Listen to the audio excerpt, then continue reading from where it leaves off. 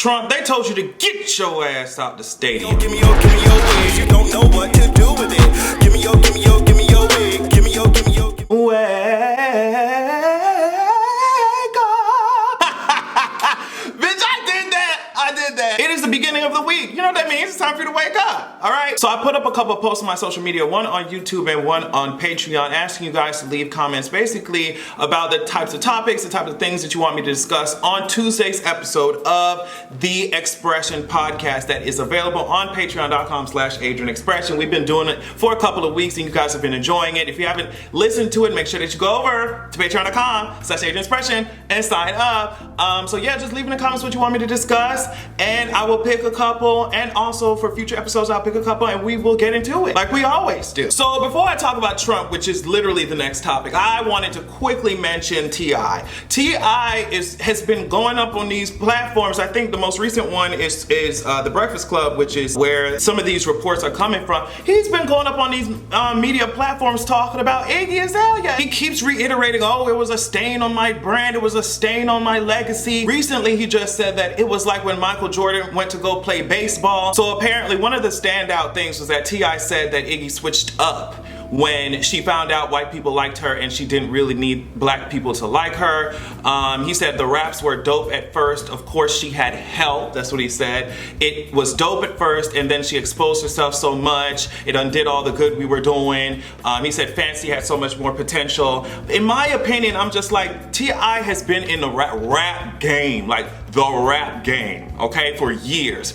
Did he really think an Iggy Azalea and a Charlie XCX would resonate with the target is the hardcore black ass rap fans? Like, what was he expecting? In my opinion, T.I., you knew exactly where you wanted to push this girl was the mainstream. Stop acting like, oh, I didn't know this shit would happen. You're just, I think he's trying to do damage control now because Iggy Azalea has been getting dragged so hard by the black community and by proxy, so has he. It's just like, stop acting like we dumb, we can't put two and two together, girl. What did you expect Iggy Azalea to resonate with? Stop, that's just foolish. So I just wanted to quickly talk about that. We'll move right along to Trump, but let me know what you think about T.I.'s comments. Read it in full. Let me know what you think about his comments in my comments. So on Sunday, the World Series happened, and you know there's something crazy had to happen in order to get my gay ass to be paying attention to anybody's sporting event.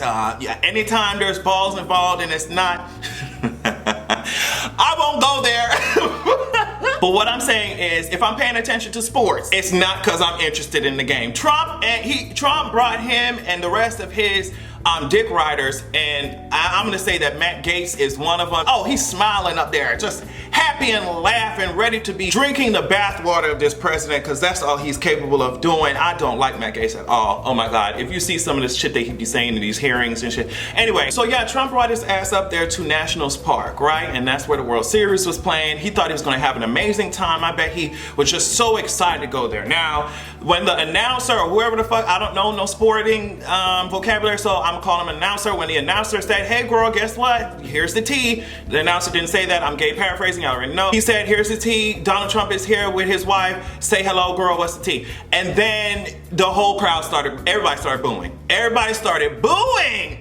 Now, I found it very interesting because the first time that I went to visit Washington, D.C., I was riding around, I think it was an Uber, and just basically asking questions about the city, and we got to the topic of Trump, and they said because Washington, D.C. has been so close to what's been going on in the White House, a lot of they don't like him. Maybe he thought he would be in a situation where he holds his rallies in them weird ass towns and cities and states. Maybe he thought that's what the tea would be, but it was in Washington, D.C. and they're not fucking with it. It was hilarious to watch his reaction. Look at his face. Look at his face. It was hilarious to watch his reaction as he realized they're booing your ass. It didn't stop there. It didn't stop there, sis. They chanted, lock him up. Let me just... Lock him up, lock him up, lock him up, lock him up. They said lock him up. If that is not the sweetest... the flavor, I love to taste it. I love to see it. I love to feel it. It's just the irony jumped out. So of course, you know, this moment went viral. Everybody celebrating. Oh wow, they dragged the shit out of his ass. Everybody in the stadium dragged his ass. It was fun. But here comes these civility built bitches with their tired arguments of, oh, we gotta stick together. We can't allow other countries to see us making fun of the president in this way. The office of the president deserves respect. I think some Democratic, I don't even remember his name. Some Democratic lawmaker said that shit. The office of the president deserves respect. I'm like, okay, so why the fuck y'all got a white supremacist in there?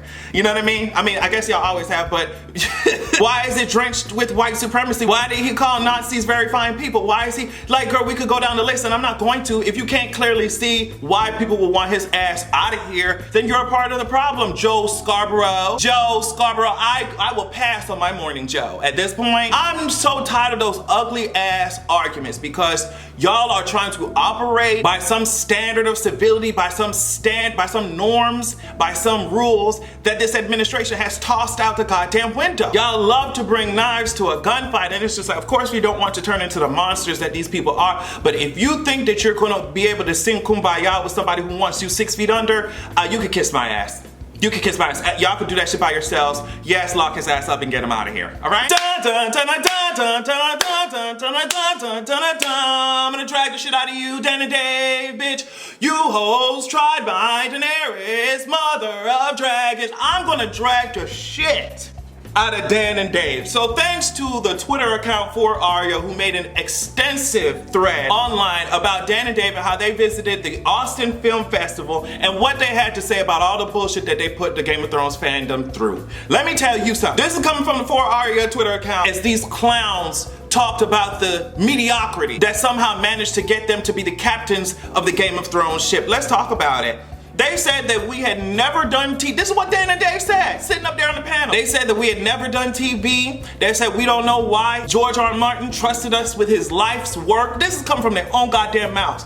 They apparently acknowledged that they have no idea why, after such a disgusting, dismal pilot that they filmed, why they went forward.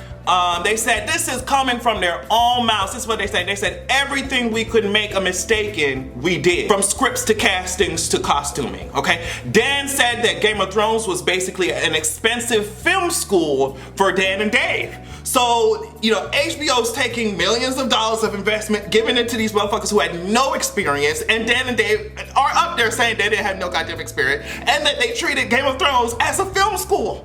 Okay, now the reason why it's so upsetting, and I'll read some more, the reason why it's so upsetting to me is because there's so many up and coming filmmakers, artists, creatives who deserved a shot like that. And it's not even specifically about Game of Thrones, it's just in general, these mediocre white men, how they fail upwards. It's a trend in every industry. There's so many people who are up and coming, who are very talented and passionate, serious about the work that they're doing, and they deserve shots like that. They deserve for someone to take a chance on them. And here Dan and Dave are, here people like Dan and Dave are, just taking a shit and presenting it to us and acting like it's a goddamn brownie. Says, I don't want that goddamn fake ass brownie on my plate. Take this literal shit off of my table.